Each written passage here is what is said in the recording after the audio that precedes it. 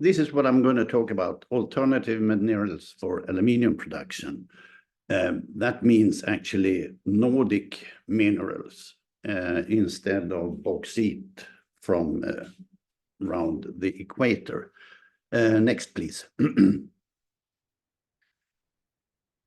There are several different ways to reduce the carbon footprint of aluminium production. And in this study, we have followed up some of them. What I will present is about producing aluminium or aluminium oxide from Nordic raw materials.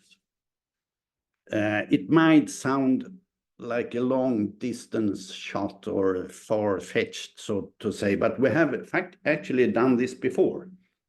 So it's not entirely new.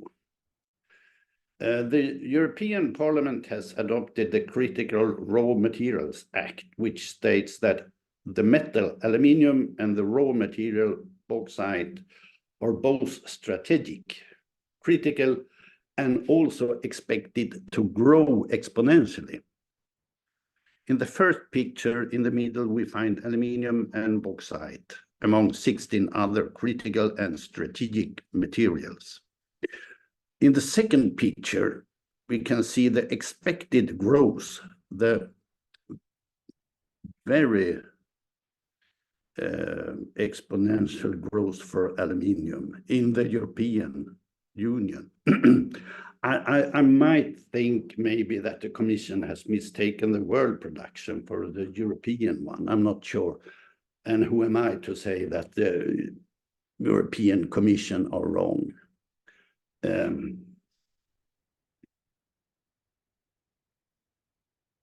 But both EU and our new research program, Metals and Minerals, aim to the significant Swedish contribution to the Critical Raw Materials Act goals that at least 10% of the EU's annual strategic raw material consumption is domestically produced in 2030.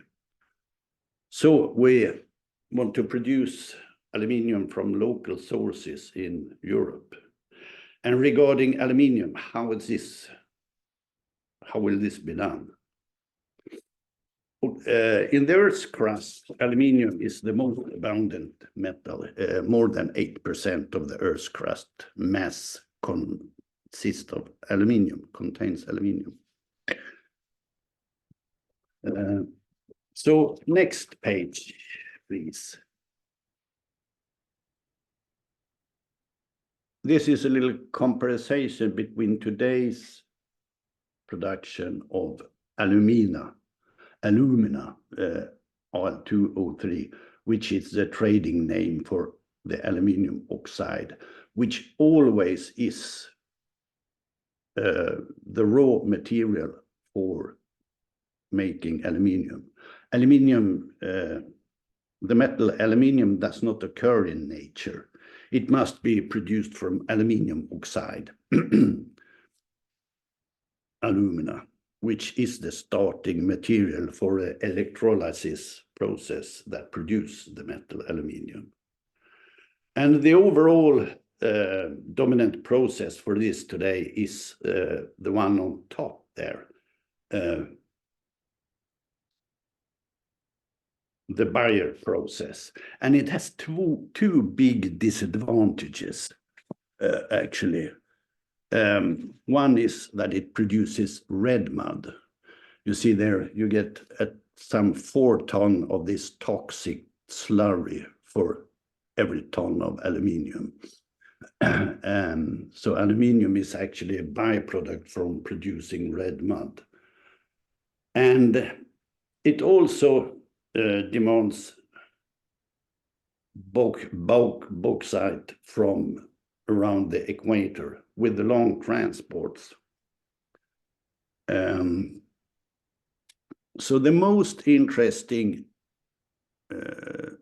alternatives to Bayer is the Pedersen process and the so-called AlSiCal, aluminium silicon calcium carbonate process, which are a little similar. I don't get into the details there. And there also another process, Hall Zero, that Hydro is investigating, and where they convert the alumina into aluminium chloride before a new kind of electrolysis process.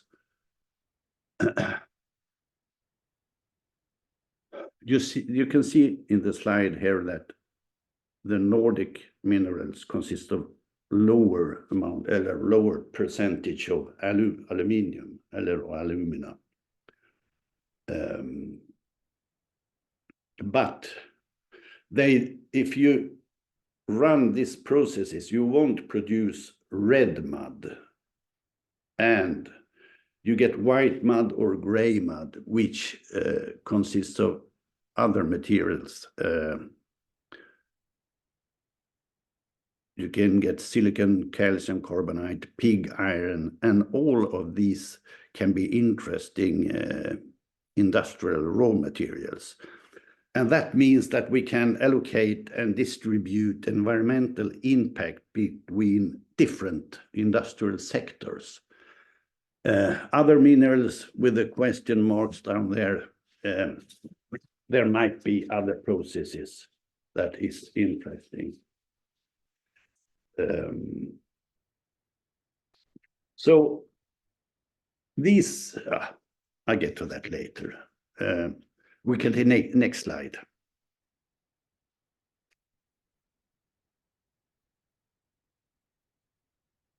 Is that my slide?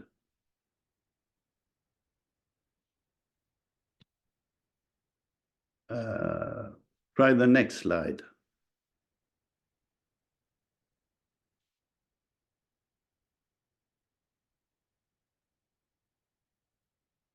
It's very different to slides this. Can we take the previous one to see?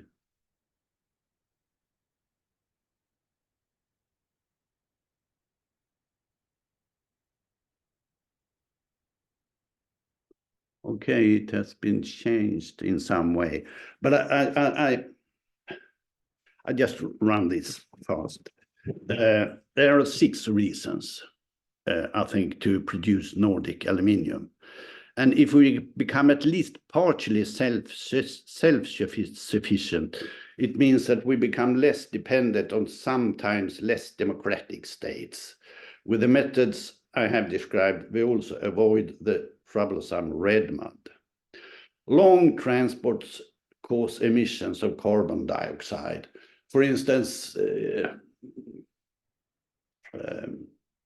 from Africa to Ireland and from Ireland to Sweden, we get some 300 kilos per ton aluminium carbon dioxide. And it's the same for Norway, taking from Brazil. And if you transport from Africa to China, bauxite, and then transport aluminium from China here, you get more than 1 ton. And also some contingency reasons. During World War II, we could not import either aluminium nor aluminium oxide or cryolite too.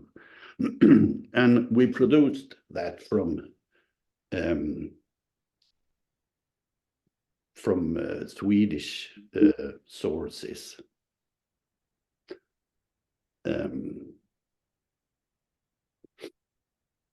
And production from low-grade minerals requires that other industrial sectors are interested in the residual materials. So we have to investigate that. And the very best thing is if we can use mining waste that already exists. And the target group is not really the Nordic aluminium industry, but our manufacturing industry, which sees a strong need for aluminium in the future. So what do we want to do? Next picture.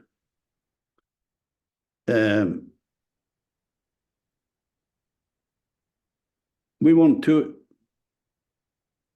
investigate more in detail what is required to produce the raw material aluminium oxide. or pre-stage aluminium hydroxide from Nordic raw materials, and which methods and variations of these are worth going ahead with, and which commodity minerals are interesting, what byproducts can one expect, and who is interested in these. And then in Swedish, energy, environmental, financial opportunities and risks. And we want to make a pre-study for a large-scale project where we semi-industrially evaluate and test the alternative methods for a primary study to show to be possible. And the responsibility for this we would like to put on Sverige in Luleå. And then international cooperation. We're not the first actually to think along the lines of other raw materials such as silicates. There is a lot of research going on internationally, and therefore perhaps the 6 points come first. It's very important that we have international cooperation in these matters. Next picture, please. And next.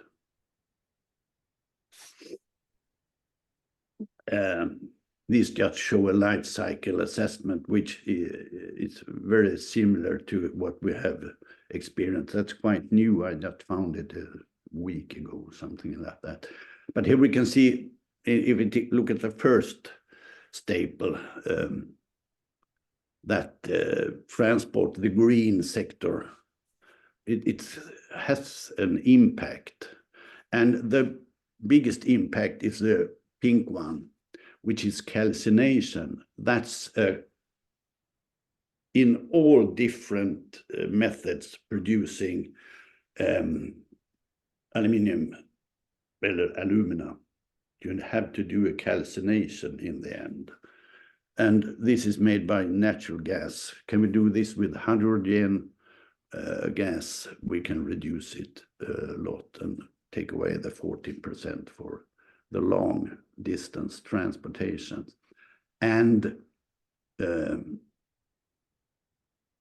in some countries, this calcination is made by heavy oil, heavy fuel. So then it's twice as much, not 114%, but just a joke.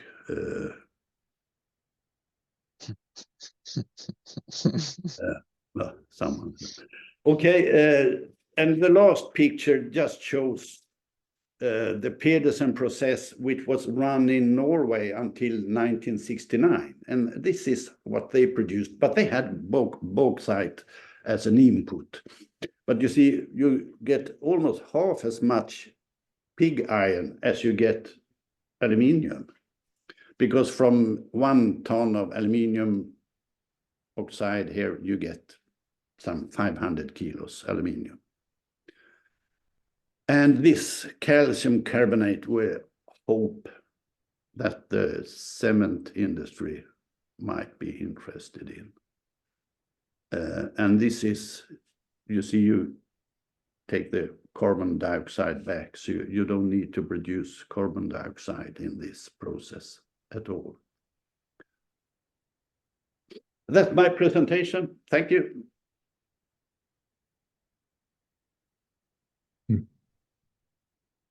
Thank you, Hans. And then we move on to Torbjörn.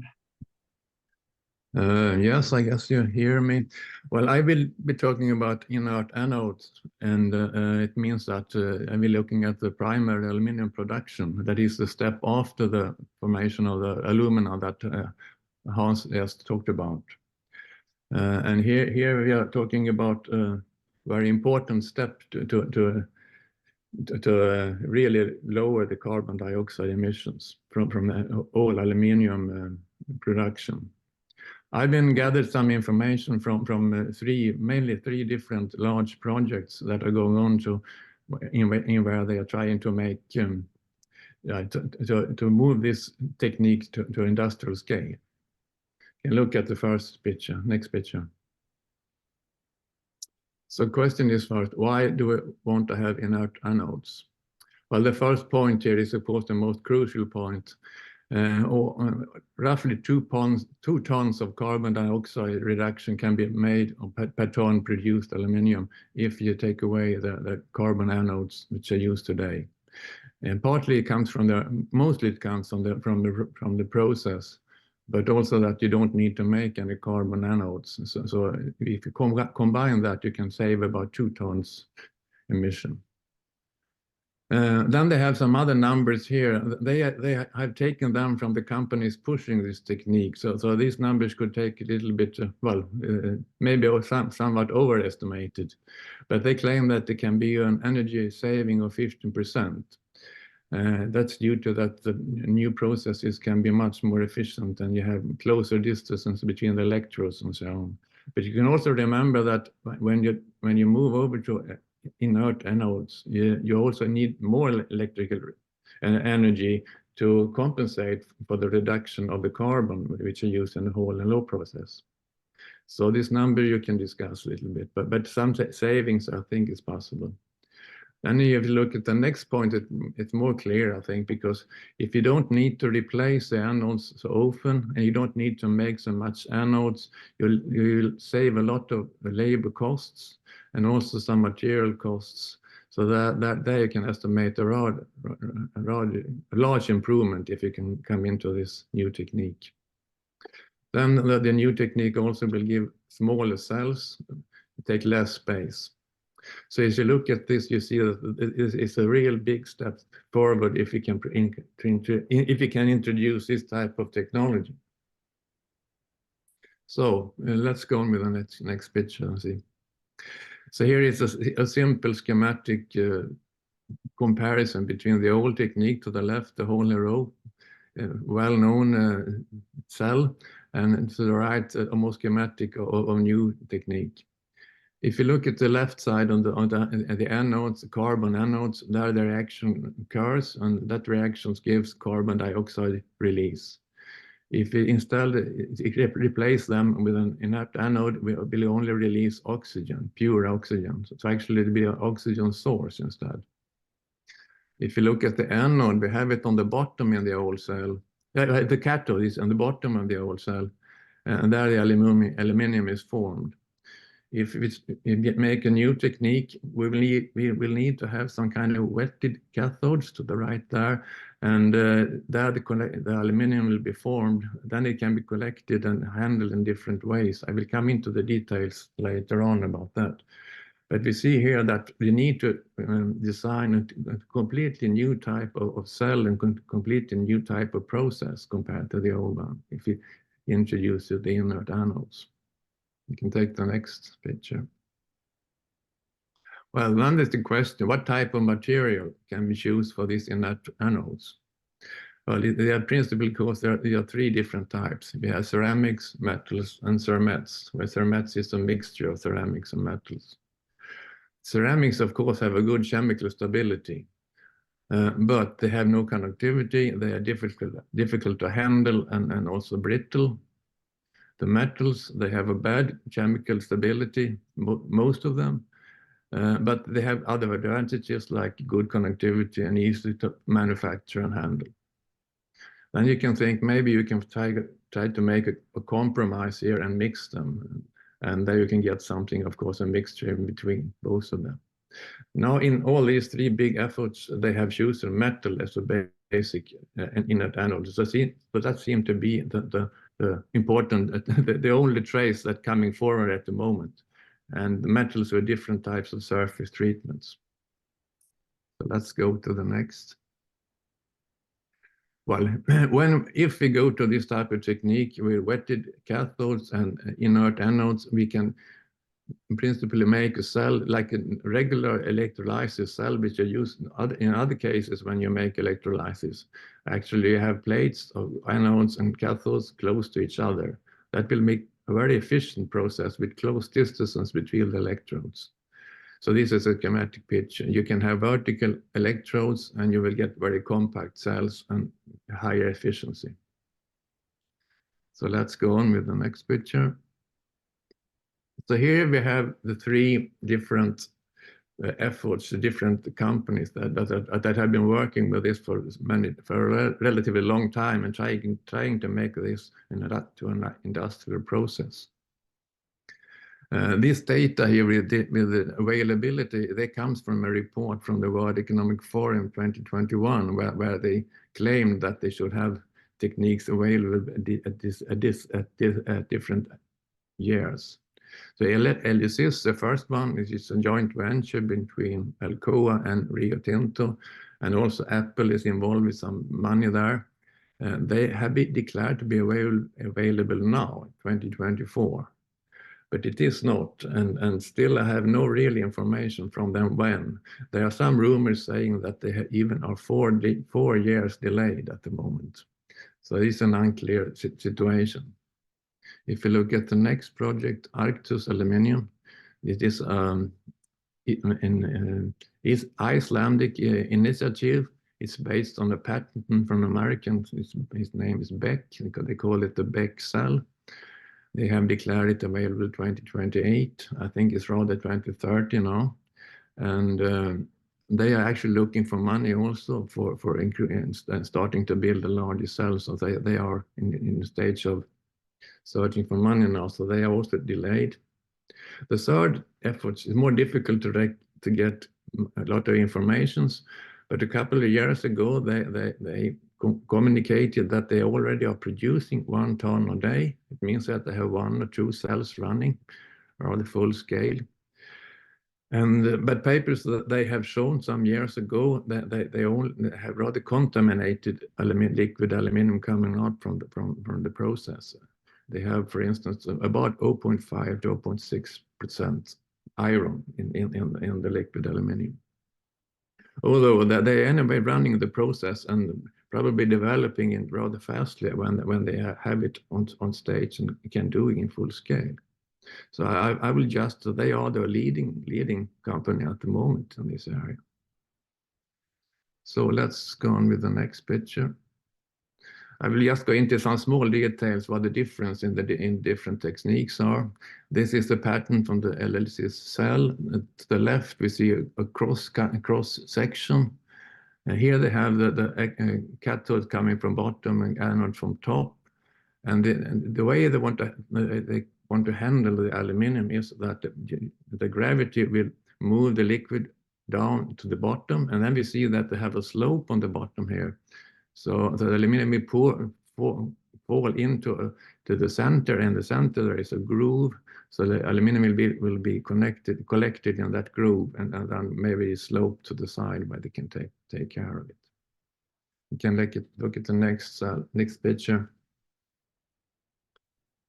And here we see how they have patented the anode solution. There is a metal anode with nickel, iron, copper alloy in the center. Then they have a cermet layer, about 8 millimeter thickness, anyway what they had in the experiments they have shown.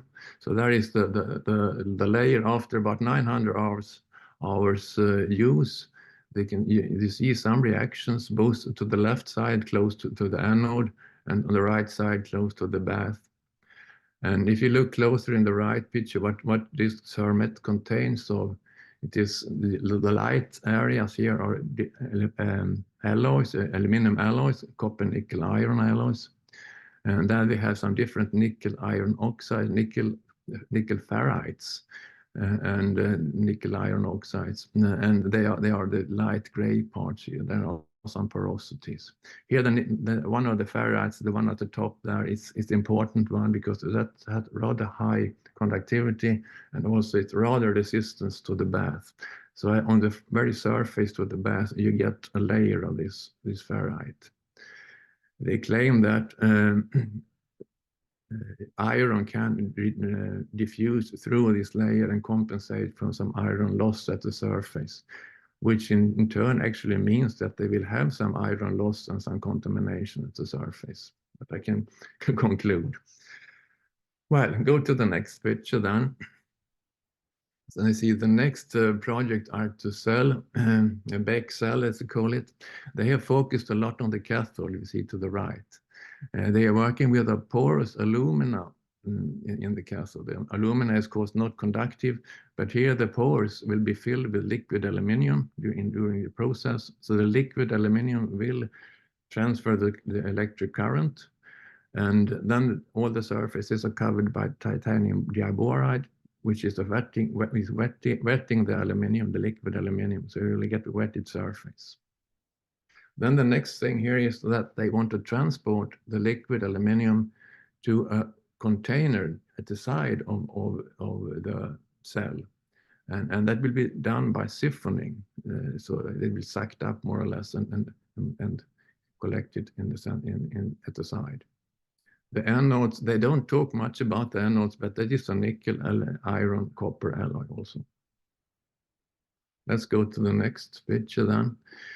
So I just show here that they have a lab set up with 5 electrodes, and they are running this, and they have produced some hundreds kilos of aluminum in this lab scale. I think that LSIS has anyway something similar, because they are also producing some 100 kilos at the moment. Here they claim that they have a cleanliness of 99.8%, but they don't say anything about how they handle the anode. So let's go to the next. Here we have the Rusal patent, and anyway we can only figure out what they are doing. And here they see again, which is the alloy.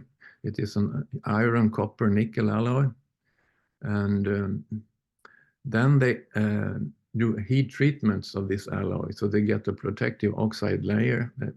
They actually have published a lot of papers of different temperatures and times when they do this type of oxidation. They get a protective layer, and also in this layer they get this type of mixed oxide that is nickel ferrites on the surface, which they claim as being protective.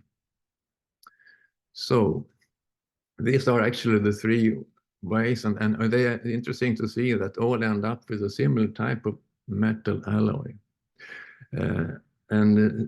Well, I also want to show you shortly here at the end, the next picture, that there is one other company that have been shown up lately. This is a small company, maybe 3, 4, 5 persons working here. It's situated in Norway, but it's run by an Englishman, David Jarvis, and they have a patent which differ from the other ones in that they are not having the same nickel, aluminium, nickel, iron, copper alloy. They claim strongly that copper should not be in this alloy, different from the other ones. But on the other hand, they want to have at least 4 other elements, and those elements should be chosen in a very specific way. They should have some better relation between the ionic radius and our ionic charge for the elements. It means that the elements to the right, lower right in this diagram, is the one you can use to add in this case.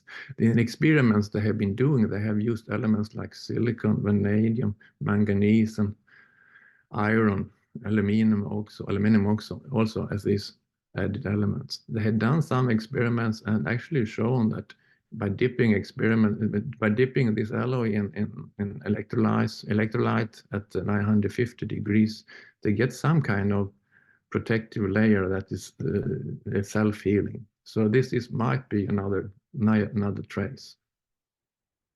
So I think I will stop here. As a conclusion is that the problem is at the moment not solved. Okay, thank you very much, Torbjörn. Then it's my turn, and I'm going to talk a little bit about hydrogen-supported heating and melting. And this is a work that is done within the low coal project, together with Pasi Peura, who is joining us later in the panel discussion. Now, why is this of interest? Well, the first part is that if you're going to produce a good material, when you recycle the alloy. So now we have gone through the minerals, we have gone through the low carbon primary production. Now we're talking about heating and melting in the foundry area or in a cast house situation. So why is melting efficiency important? Well, in all furnaces, we have thermal loss. So that means that if it takes long time to melt, then of course, then we have more losses. And that means that we would have more fuel being needed. And that means more energy being used. And that is a cost matter. So by having an efficient melting with shorter melting times, we can reduce the carbon footprint because of less energy loss, and then we can save money. Now, there is one more element in here, and that is the material efficiency. And what is then the material efficiency? Well, every time you melt, you will have some kind of oxidation. And this oxidation, it's not always necessarily bad, because as you oxidize aluminum, you release heat. So material efficiency will increase the energy requirement because you do not lose material. But on the other hand, efficiency is also resource efficiency, because every bit that we actually losing needs either to go back to an electrolysis plant or will be lost in slag somewhere. So in order to keep the materials that we have been producing and maybe recycling, that means that we need to have a high material efficiency. Now, one thing which is often forgotten is that as soon as we start to produce oxides, we actually lose material that we recycle, but we also produce oxides that have the risk of being incorporated in the material itself as it goes down to the product. So if you have a lot of material losses in the system, we will also produce an inferior aluminium alloy, or at least be at risk of that. Now, material efficiency and energy efficiency is very much depending on what type of furnace that you are using. And taking from the work of Merabi and Jolle and Salonitis, they have published some data on different furnaces. So the crucible furnace, which is gas fuel, there's a certain capacity. A typical metal loss in a furnace like this, and this is UK numbers, is between 4 to 6%. And when you look at the energy utilization, you have between 7 to 19% of the energy actually going into the material. If you use induction instead, that means that you have a different type of capacity. You have much reduced metal loss, and you have a higher efficiency. Go to reverberatory furnace, we can compare electrical and gas heated reverberatory furnaces with indirect heating. I mean, they are similar in capacity. Again, electricity, because of the nature of the atmosphere and the nature of the gas flow, you have less loss in an electric reverberatory furnace than in a gas-driven furnace. It's also so that the electrical furnace has a little bit of a higher efficiency. Then we have a stack smelter. Those are normally done for very large amounts of material as well. And we have about the same type of material losses as for the reverberatory furnace in the electrical state. And we have a little bit lower energy efficiency. So all this comes back also to the shape and the nature of the material that you're melting, because there's a difference if you melt ingots or if you melt foundry returns, which have less, so to say, packing density. So the ability of a furnace to do preheating, the ability of a furnace to sort of say melt compact elements is not the same for all these different furnaces. So depending on purpose, furnaces being chosen by foundries are by nature different. So going back to when we think about this, you have essentially two choices. We have a gas choice and we have an electricity choice. And the choice of going from a completely gas-fired system into something which is completely electrical means that you essentially need to buy a completely new furnace system and also new infrastructure around that furnace. And that is a relatively large investment. There are other ways of dealing with this which may be suitable. And one of them is to move over to something called low temperature oxy-fuel systems, or some kind of hydrogen supported melting system. So now when we're looking at the choice of the heating system, well, in Sweden, we would be prone to go for electricity, because Swedish electricity is mainly green. 95% or so of our energy supply in terms of electricity is renewable. But as you know, this is not the situation around the world. And for some reason now, if you look at the gas-driven technology, which is, for instance, provided by Linde Gas, the Swedish technology here is leading by Linde, or former AGA. And that means that if we do something in this area and try to show that not only for large cast houses, but also for smaller foundries, this is possible, that means that we can have an international impact as well on that. And that means there is business opportunity. And as such, if you're looking at going to induction, of course, induction has a high investment cost, but low temperature oxy-fuel would give you a slightly lower investment cost. We look at fuel savings, so that is related to one part is the amount of energy that you have in the fuel that you're burning, but also the amount of fuel that you have. So if you start with air and natural gas, you're somewhere here. And then if you go and you take natural gas and you use oxygen supported natural gas, you get some carbon reduction, carbon footprint reduction, and you get fuel savings. And you get even more reductions if you go to oxygen and hydrogen systems, or if you have air and hydrogen systems. But you get more fuel savings for an oxy-fuel system. The problem with the oxy-fuel system is often that you have a very high local temperature in the furnace. And that means that you can have material losses and things like that. But with a low temperature oxy-fuel burner, you will have a more even heating, a larger area that is very active. So if you compare the air fuel burners, you have heat transfer, kilowatt per square meter, and you look at the melt rates received compared to the installed power, which then is related to the efficiency of the energy transfer. So if you install 200 kilowatt per square meters, you have some value for air fuel performers, and there's a range, of course, for this, but you get a significant increase of that with low temperature oxy-fuel burners that are well adapted to aluminium melting.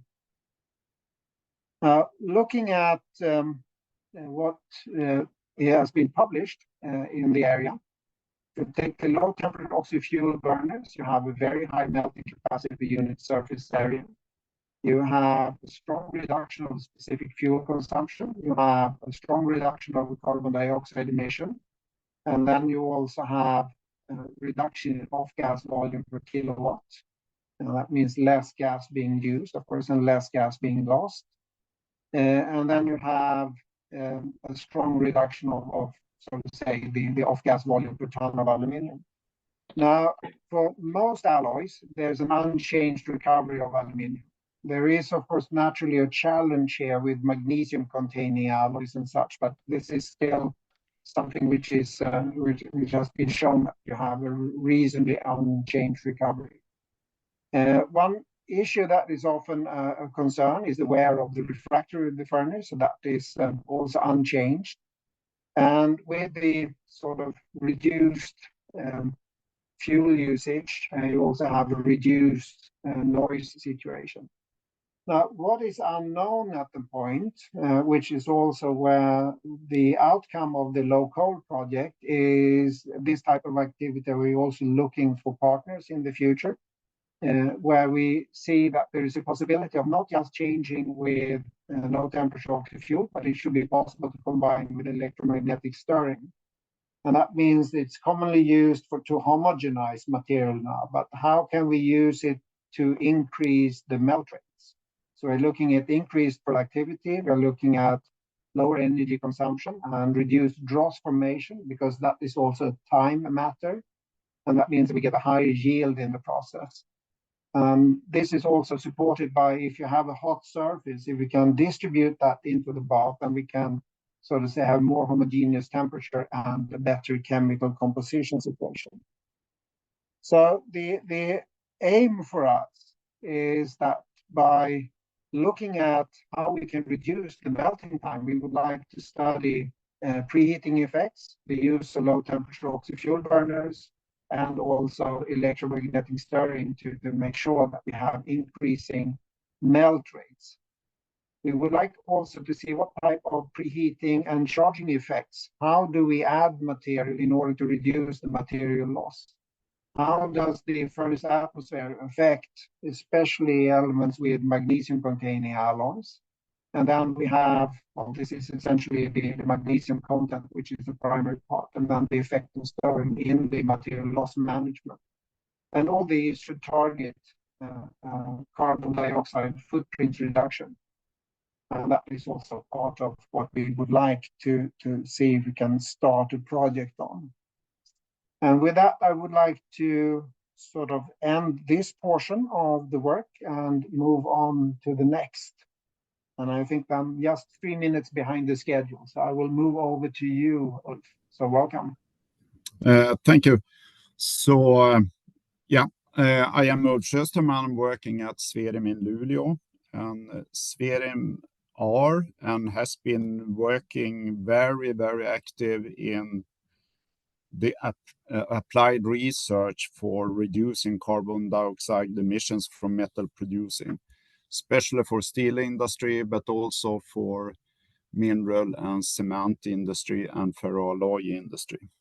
And my topic today is about carbon capture, utilization and storage, and not about the technologies itself, which is indicated in this picture. So next. Yeah, next. I will present a little bit about Swerim because we are well known in the steel industry. We are not really known in the aluminium industry. I will touch a little bit about carbon dioxide in general, explaining carbon capture, utilization and storage, and then give a hint what we have done, what Swerim has done in carbon capture and utilization, and by the end of the presentation we go to the proposal. So next. So Swerim in short, Swerim was created 5-6 years ago as a merging of two institutes. It was Mefos in the north and Stockholm in the south. And we have more than 100 years and more than 60 years on each location in research applied on metals. And we are roughly around 190 employees. Next.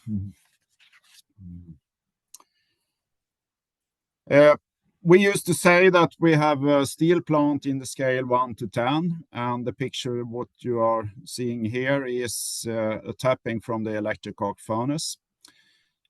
So we are a research institute, but we are working on a very large scale, I would say, and we are working from the raw materials to the finished product. Next. Yeah, our vision is a fossil-free and circular industry, and to make a very clear example of this, connected to the aluminium industry, I could tell that in June this year we will process 50 tons of salt slag from refining industry. And we will make this hazardous waste product into 2 recyclable products. And this we are doing together with Stena Aluminium. Next. Okay, Sweden is a part of what is called European Trading System for Carbon Dioxide. And this diagram shows the total Swedish emissions and also the Swedish limitations of emitting carbon dioxide. And as you could see, the limits are decreasing. So next. Yeah, and we don't know about the future, but we feel that some kind of judgment day is approaching. Next. And when this system was introduced 2005, there was no cost related to emit carbon dioxide. And the average of last year was 85 euros a ton of carbon dioxide. And what the future will bring us, we don't know. I was checking the number just recently, and actually this price has decreased a little bit, but we will see what happens. Next. This slide comes from the Swedish authorities, Naturvårdsverket, and here I have organized all of the companies which has to report to Naturvårdsverket. And this shows the difference between what the limits is and the real emission. So on the left side of the diagram, you have companies which has higher limits than what they actually are emitting. And on the right side, you have a number of companies who are emitting more carbon dioxide than they are having a limit. Next. So maybe you could see that, but there is actually one company in Sweden, an aluminium company, and they are emitting more than the actual limit. And the numbers here for 2023 gives a total sum of something between 25 to 30 million crowns a year. So carbon dioxide for some companies, it is a cost. Next. Sorry, this is a little bit in Swedish, but it just shows the cover of a report just recently issued. It is from the Energimyndigheten. And some heading lines of this report indicate that there might be some, I would say, stricter control of means in the future. So, that they are actually considering that they will implement, in Swedish, styrmedelsförändringar. And that could have a change of course, the cost and the push for emitting. It will be a change for the push for emitting carbon dioxide. So, next. Where are we going? What is happening? Next. And this is another example from a Swedish authority. This comes from the Geological Survey of Sweden, and they have got a task from the government. And the task is to find the right spots for carbon capture and storage of carbon dioxide. And this report is supposed to be ready at 2006. And it points out that they are looking at spots under the seabed to store carbon dioxide. So next. So the question is this the start? Is this a sign of a start of storage of carbon dioxide in Sweden or not? We will see. Next. I think I could skip this one for a while. Maybe we'll come back to this and skip. Next. Okay, what is carbon capture, utilization, and storage? Now I will try to explain this figure. So next. Yeah, on the left side of this diagram, we have a representation of two sources. And the upper picture to the left represents coal-based power production, which are emitting more than 5,000 tons carbon dioxide a day. And the lower to the left is a carbon capture unit on Iceland, where they are picking up carbon dioxide from the atmosphere. And of course, there is a big difference in the carbon dioxide in the air, which is not 400 ppm at the moment, it's 420 ppm, compared to a stack of a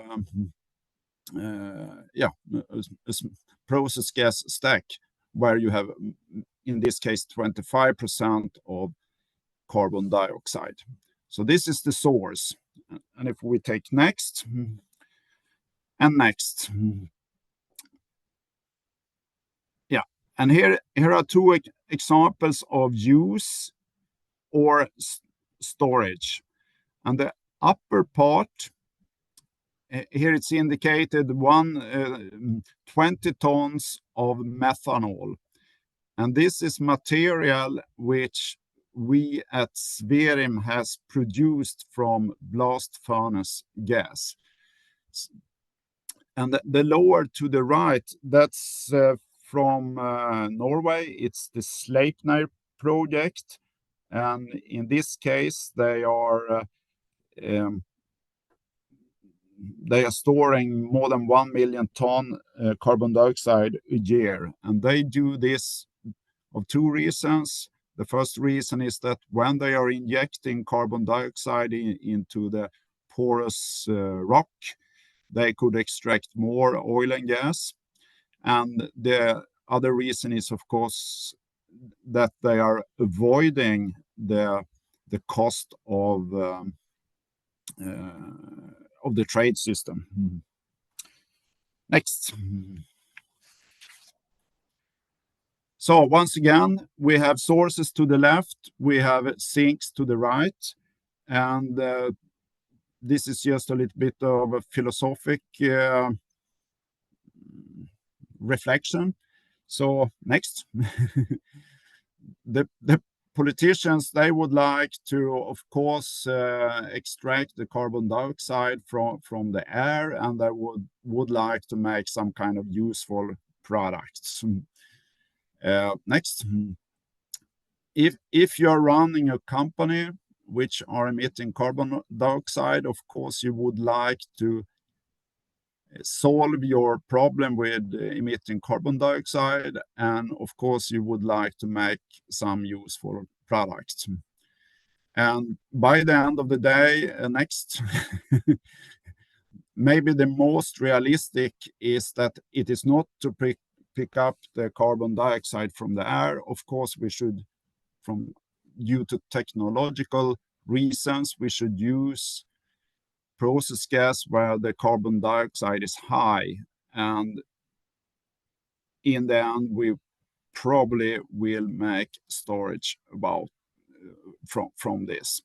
And the route going from the industry to storage, that is actually what we at Sverim are working with, because we have to clean the gas, we have to reform the gas, we have to compress the gas, and of course this means also money. So it is always important when you are considering a carbon capture utilization or storage project, how should this process look like? So the life cycle analysis and the technical solutions are very, very important for designing the process. Next. And I think we take next. So in this example, we have gathered some carbon capture storage projects in the world. And as you could see in the diagram, most of them are related to natural gas processing. There is a little bit on steel, there is a little bit on hydrogen as well, and other industries. Next. Yeah, here we have two numbers. The red number, 36,300 million tons of carbon dioxide. That is what the world is emitting today, or was emitting today. And the present carbon captured storage activities, they account for 50 million tons of carbon dioxide. So that is only 0.13% of the emission today. Next. So to sum up the carbon dioxide or carbon capture utilization storage issue, it is a hot topic. The political pressure is increasing, at least in Sweden and Europe. The cost for 1 ton of carbon dioxide in Europe was 2013 85 euros.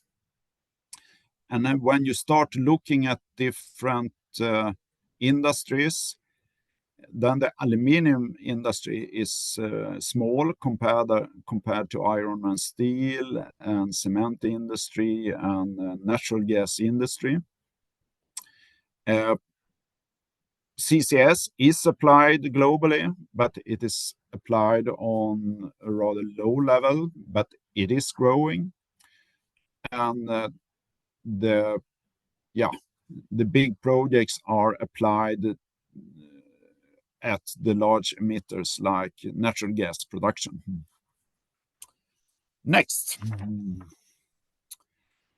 So at Swerim, we have been running and we are running large projects which are related to gas reforming, carbon capture, and in some case, utilization of the carbon dioxide.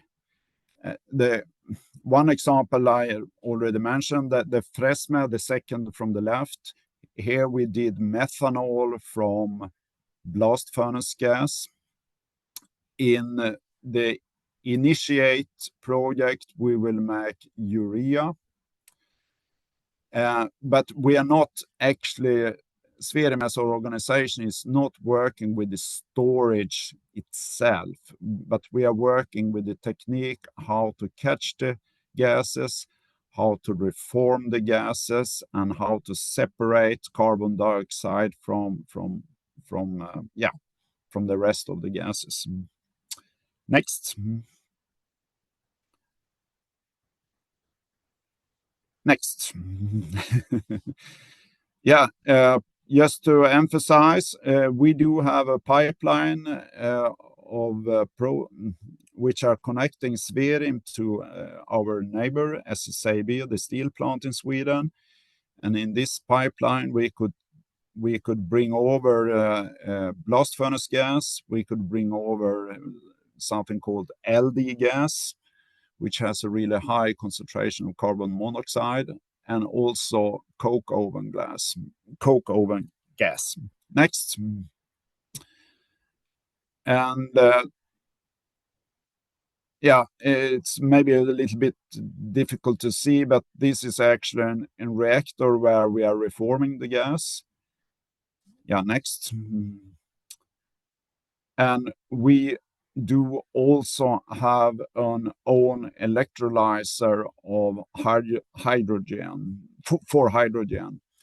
And when we did the methanol project, the Fresme project, we were combining the blast furnace gas together with extra hydrogen in order to make the methanol.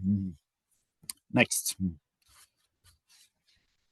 So we do have the theoretical, we do have the practical experience in carbon capture and utilization. We have been working with the steel industry. We are working with the steel industry. We are working with the ferroalloy industry, and we have the ambition to expand this to also the aluminium industry. And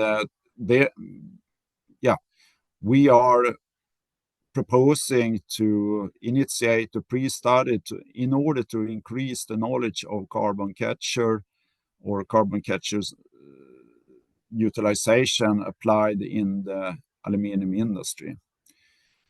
And here we must go back to dig into the details of the process gas. So we must do a characterization of the gas. We will investigate the different carbon capture techniques with how efficient they could be for aluminium production.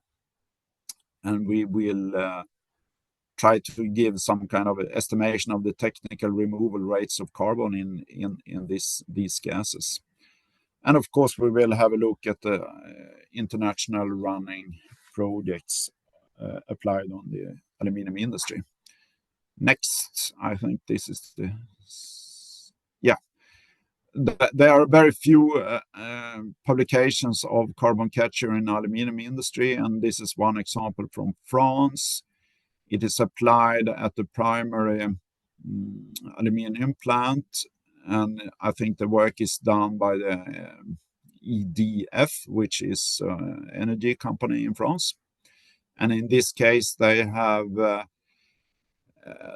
removed the carbon dioxide using monoethanol amine.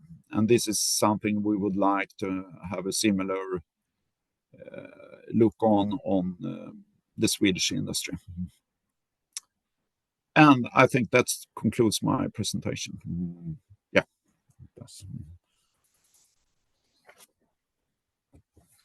Thank you very much, Ulf. I think that we can have 2 words as a summary for this.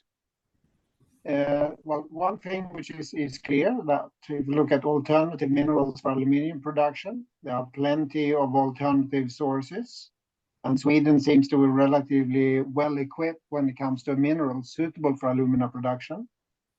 When it comes to inert electrodes, we have seen that there are several efforts being made, and it may be so that Rusal is the leading party producing a ton per day, maybe followed by Ulysses.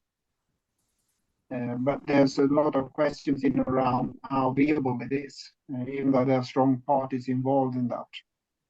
When it comes to hydrogen-supported heating and melting, well, the suggestion is that it's an easy transformation step for large volume producers, as Hydro and companies like that. But it's promising, but maybe not optimized for smaller foundries, and it's still something which needs to be looked at. If you take the carbon capture activities, one thing that sort of, when we talk about the gas chemistry, if you see that there's a difference between the air and between the actual process gas from the steel industry, and the key element here is to understand what type of carbon dioxide concentration you have in your gas. And this is really something which is a bit of a challenge. Now, moving on, I think we have come to the point where it is time for the panel discussion.